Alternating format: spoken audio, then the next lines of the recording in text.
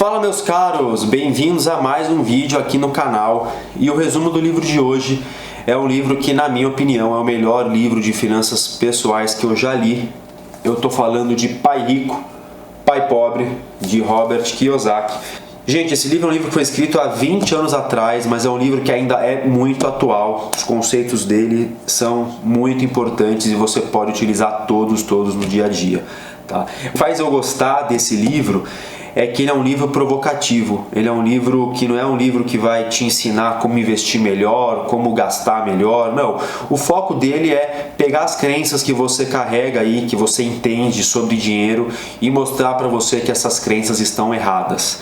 Crenças do tipo você achar que a casa própria é um ativo, crenças do tipo de você achar que o sistema de ensino, né, o colégio, a faculdade vai te deixar rico, né? E em diversas outras crenças que ele se opõe, mas eu vou falar mais delas mais pra frente. Eu só quis dar uma palhinha para vocês. Eu vou mostrar para vocês 5 lições que contém nesse livro que vão te fazer entender e melhorar as suas finanças. Então chega de enrolação e vamos começar. E antes de tudo, gente, é importante vocês entenderem, né, o conceito da história, quem que é o pai rico, quem que é o pai pobre, enfim. Ó, esse japonesinho aqui da capa, o Robert, que é o autor do livro, ele também é o personagem do livro que tem dois pais. Ele tem o pai rico e tem o pai pobre.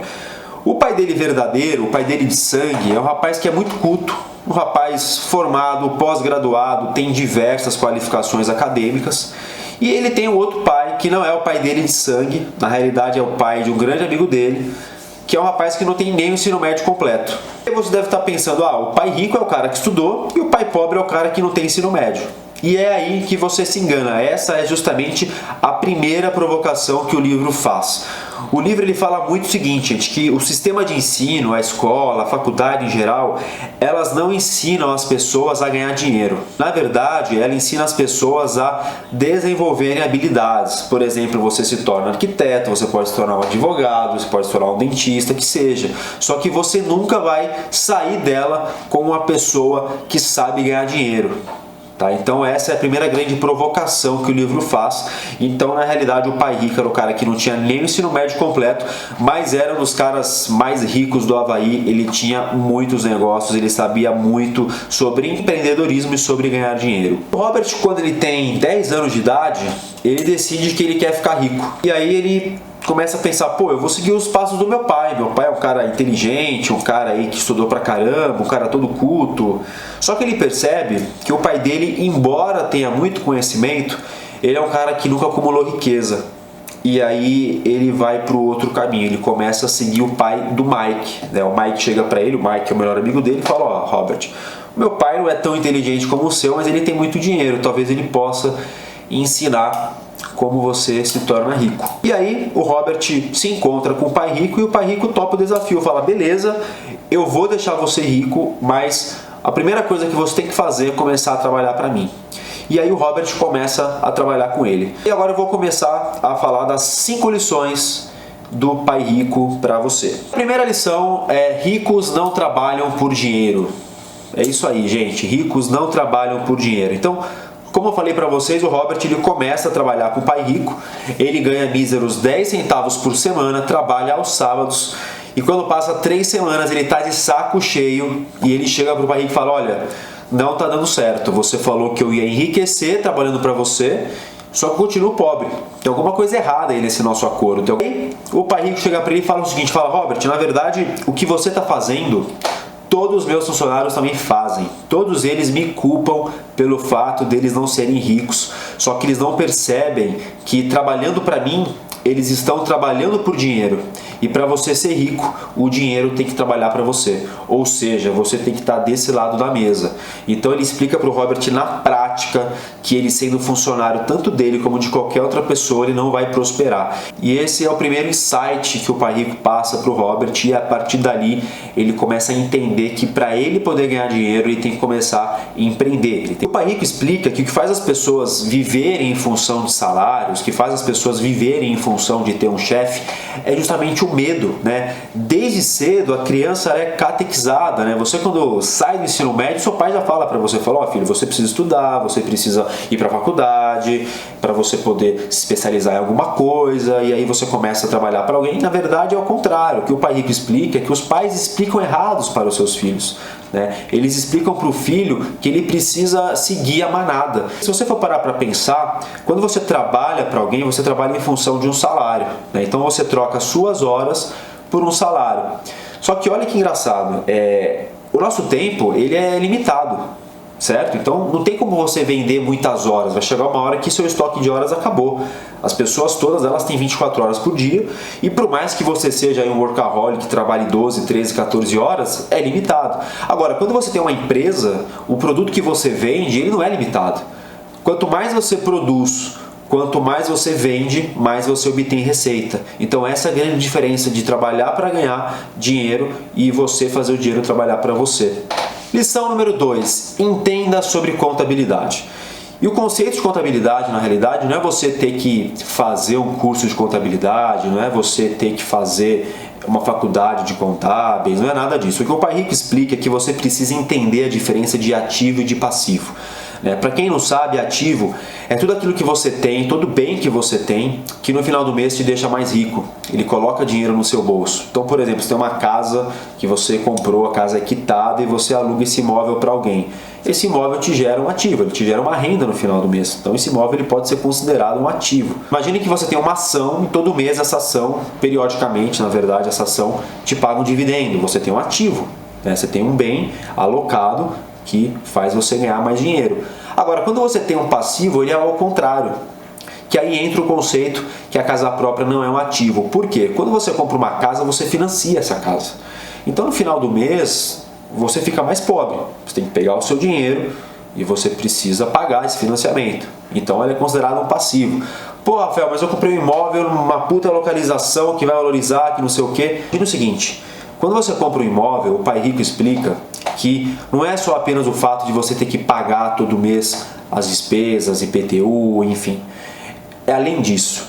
Quando você compra um imóvel, você imobiliza o seu dinheiro, né? Você dá a entrada e todo mês você fica refém de pagar aquelas parcelas.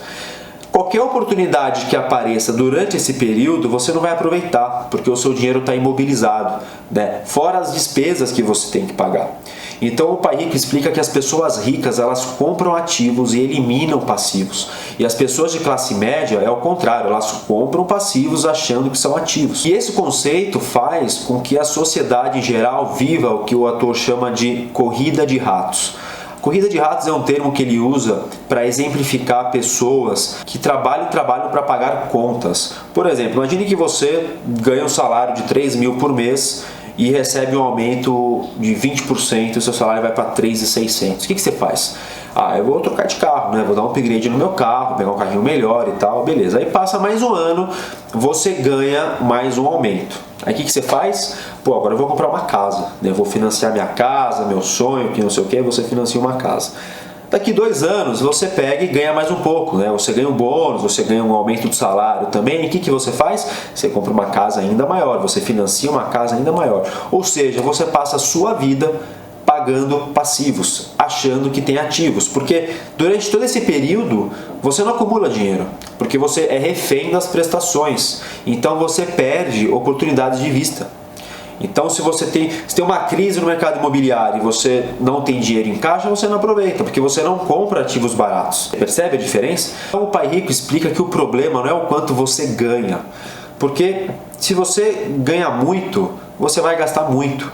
Por quê? Porque você não sabe o conceito do ativo e do passivo. Então a pessoa rica, quando ela quer comprar um carro, ela não financia um carro. Se ela for comprar um carro, ela vai primeiro ter um monte de ativo que vai gerar um monte de renda para ela, e essa despesa do carro será muito menor do que as rendas que esses ativos dão para ela. Beleza, gente? Então elimine passivos e compre ativos. Lição número 3, ricos inventam dinheiro. Então para o pai pobre, a fórmula para ganhar dinheiro era a seguinte: quanto mais você trabalha, mais você ganha. E para o pai rico já era diferente. Para o pai rico, ele fala que quanto mais você considerar que o dinheiro é real, mais você vai ficar fardado a viver refém dele. Ou seja, para o pai rico, o dinheiro não é algo real, então ele pode ser inventado. Pô, Rafael, peraí, ficou meio confuso aí o que você quis dizer. Vou explicar, gente.